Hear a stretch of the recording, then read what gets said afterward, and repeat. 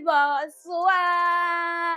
I'm Mademoiselle and ça c'est deuxième channel. Welcome to another video. Now, we got to continue the rest of this story that led me to quit my youth group and ultimately leave the Catholic Church. Now, if you guys did not watch the previous stories, make sure you guys go watch it for context, but just a little bit of a background story. Part of the reason I left the church was because the priest was antagonistic, rude, and disrespectful. And there was a situation which made me start thinking about if I wanted to even be associated with people that act like that and led by a priest that acted like that. Some members of the committee were trying to overthrow other members in the committee, and they put me in the middle of that shit, and I didn't like it. Go watch the other videos for context. After I'm done with this series, I'm going to hop into the next church. Well, technically before this was my end of my church tour, right? I ended up going back to the Catholic Church after visiting other churches, Adventist, Pentecostal, Baptist, Jehovah's Witness.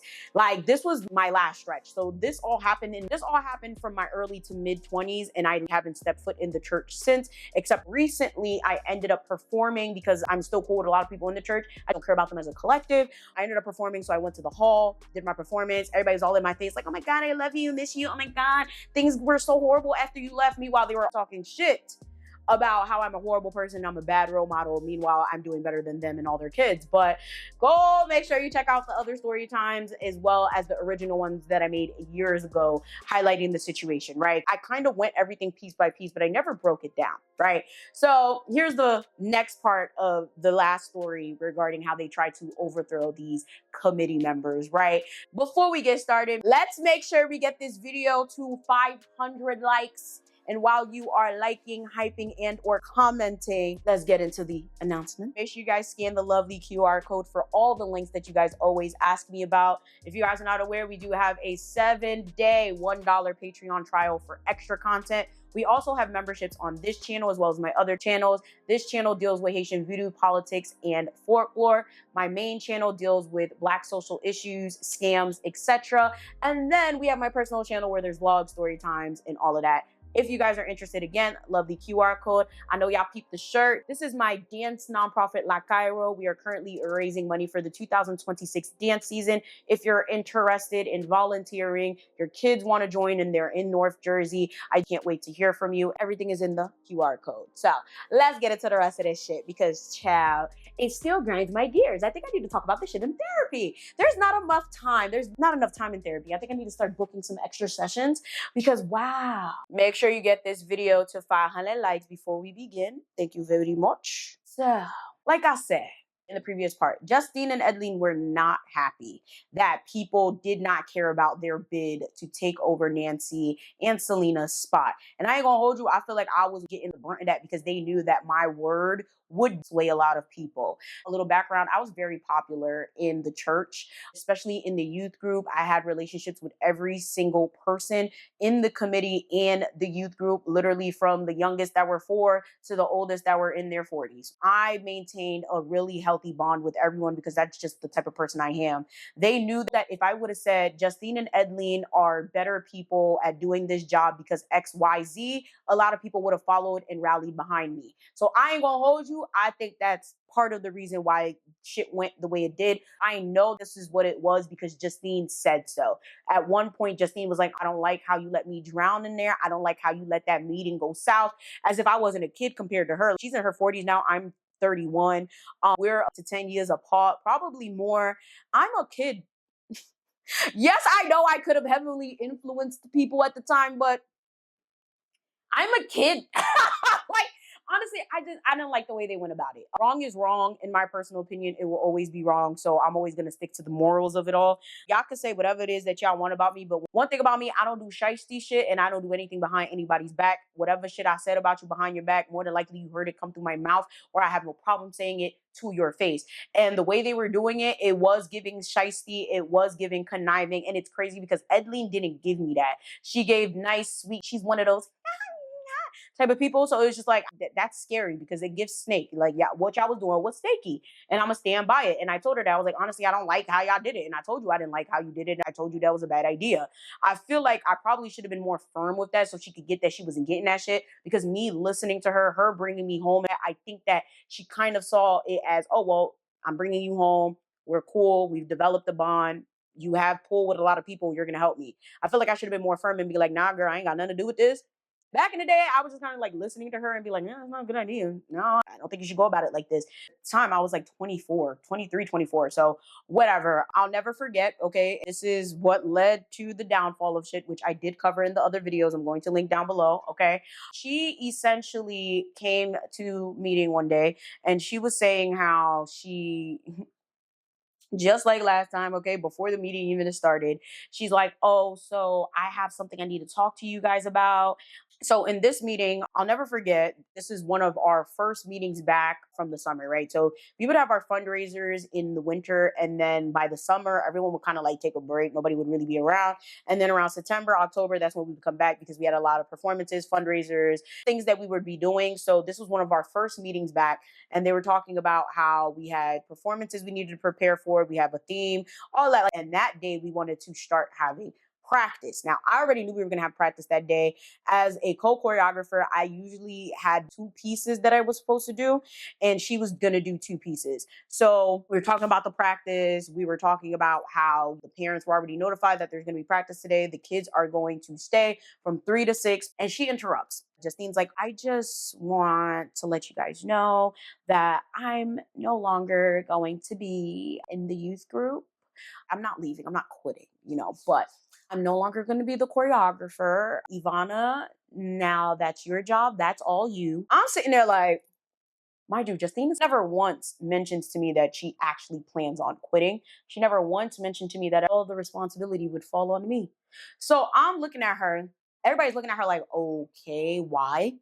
I just don't feel like the group aligns with me anymore. I would still like to help with the little kids. However, I'm no longer going to be the choreographer. I no longer, and she gets cut off. And one of the youth group leaders is like, so is this because we didn't let you become the director, or like is there something going on, like how can we change this, like we can't do this without you, like we love you, like this is kind of like sudden and out of the way. Actually, it's not sudden, and no, it doesn't have anything to do with the fact that you guys didn't let me become the new director. I just don't want to do it anymore. I don't wish to. And funny enough, okay, Nancy was actually at this meeting and she was like, Marco one, like, I don't understand. Like, you can't just come to the meeting and say that you're not doing it no more. That's not how this works. Justine's like, well, I'm not doing it anymore. And they start having a little back and forth. And I'm just sitting there like, I just need to understand, what do you mean by everything's on me? Like, we told the parents that there's practice today. I only have 2 dances prepared. I don't know how that's going to work because the 2 dances that I have do not include all the kids. And they was just looking at me like, okay, well, what do you mean? I mean exactly what I said. The dances I have prepared do not include all the kids. They're 2 different pieces. They're for the older children. I'm not doing anything with the younger children. That's always been something where I'm like, I can't, like the younger babies, like it's just a lot. There's a lot of work. So I'm like, I'm not dealing with them. That shit was from my peers. Like, yeah, like, my peers, you feel me? Like, I don't know what you're talking about. And they're like, oh, well, you can't do that. I'll never forget. One of my youth group leaders going to talk about something. You can't do that because this is not Broadway. You can't just pick and choose what kid you want in your dance. I've been doing this for years. This is low-key a position that you guys put me in. I didn't run for this, but we haven't had elections for a long time. Every time I have my dance pieces, I pick my kids or they audition for it. So, oh, well, obviously now you can't do that because now that Justine he got a whole attitude. Literally in front of everybody, in front of Justine. Oh, well, now that Justine just wants to up and leave, we can't just be excluding people out of dance pieces. Listen, I prepared for 2 dance pieces. Now you're basically asking me to do 4. Well, that's what you're going to have to do. That's what we do. Now that you're basically stepping into leadership, this is what you're going to have to do. I said, main committee. What are you talking about? This is the funny part. I never cared about main committee, subcommittee. I was subcommittee. I was a co-choreographer. I was subcommittee. Even though by this point I had been in the group since I was like 15. At this point, I'm like 23 or maybe I'm like 24. Yeah, I'm 24 heading on 25. It's been well over 10 years since I've been in the group. I've been in the committee for well over 4 to 5. I never made main committee. However, there are people that came in after me that were already main committee and were already on top of me. I never said shit about it. I didn't really care because committee is committee for me and it's not that deep. I'm not getting paid. But I've always done things a certain way and no one had any issues with it until now that I'm saying like, hey, how am I going to do this? Like, this is a lot. Now they're like, oh, now you're stepping into main committee. And somebody was like, Ivana's not main committee.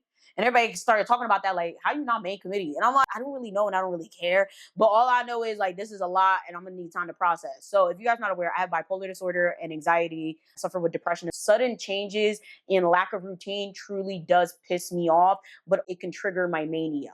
I'm not going to hold you. This entire thing triggered the fuck out of my mania. That's more than likely why I went off the deep end, went off on them, created my videos. If you know anything about mania, it's a lot. A lot of times you will make impulsive decisions that you may regret later, but I'm gonna tell you right now, I don't regret shit I said in those videos. I'd say it again, I stand by it. That's why all those videos are still there. But if I wasn't manic, I would not have handled it the way I did. I might have actually still been in that group.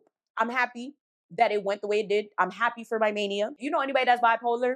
A lot of us say that we love mania, although it does cause us to make impulsive and damaging decisions, especially when it comes to like finances. There are times where your mania can make you see things in a different light or from a different perspective that might help. This is one of those times where my brain was like, oh, you got me fucked up. Because first of all, I didn't like my nigga tone. Okay. I didn't like this youth group leader's tone when he was trying to tell me what I couldn't do, especially in front of everybody, especially when it was like I wasn't having an attitude. It was more of my anxiety talking because it was like, what am I gonna do? The kids have practice at 3. I only have 2 dance pieces. Practice be already hectic and we already don't have much time. Now you guys want me to do 4 dance pieces.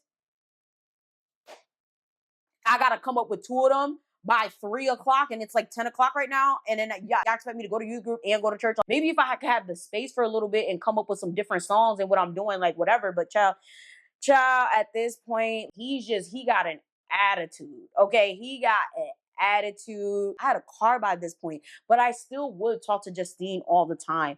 And this whole entire thing was so blindsiding because it's like, what do you mean you're not going to be the choreographer anymore? You're stepping down from a committee. Like, that's crazy. So I ain't gonna hold you. Me and this youth group leader, we ended up having a whole back and forth. We've had a few back and forths over the years, but I ain't gonna hold you, to this day, still one of my favorite people. I don't hate the guy. He's not a bad person. He's actually one of the best people. I still contact him for references. Like, I love him to death. Low key, high key, Nancy and this youth group leader were like mommy and daddy. Like, they were like our parent figures in the group. So although we clashed, although we bumped heads all the time, I still have the utmost respect for him. And many things could be true at the same time. But at that time, I was so mad because it's like, what do you mean? This is the same youth group leader that was trying to say I didn't have enough training to be with the kids alone, right? If I'm not mistaken, that day we canceled practice. We didn't have practice and everybody was catching attitudes because we had to notify the parents before 3 o'clock that there was no practice and we were losing out on a day. They were low key mad at me, it seemed like, because I was like, I'm not ready. I can't do this. This just got sprung on me. They wanted me to just assimilate, figure it out, come to practice and throw something. Nah, bruh. My name's going to be on this choreography. I don't want these kids to look dumb. I don't want them to look stupid. There's a reason everybody likes my dances because I actually thoroughly plan my choreography. So for you to sit there and be like, oh, well, you need to just go to practice and figure it out. Nah, that's not going to bang. So we ended up having to move the practice to the next Sunday. And I remember they tried to cancel that one. I don't even remember why. There was a lot of like little things that I don't remember. But I remember us canceling that practice. That one pissed me off. I was like, bro, why can't we just have practice? And it was like, oh, well, there's nobody there to be with you. And I'm like, I'm an adult. Like, so you tell me I can't be alone with like 10 kids? Because it wasn't even that many at that point that would have been willing to dance. And there's like, oh, well, you don't have the proper training to be left alone with the kids. Who does? I was just like, this is insanity. And that led to a whole back and forth because it was just like, yo, y'all are just being like, felt the animosity, bro. It was like they really wanted me to just, oh, all right, well, I'm Ivana and da-da-da-da. I am Ivana and I'm lit and shit. But this was a lot. I know she did that shit on purpose. Like, again, I still talk to Justine. I still talk to Nancy. I still talk to that youth group leader. I don't really talk to Adeline, but when I see her, it's no bad blood.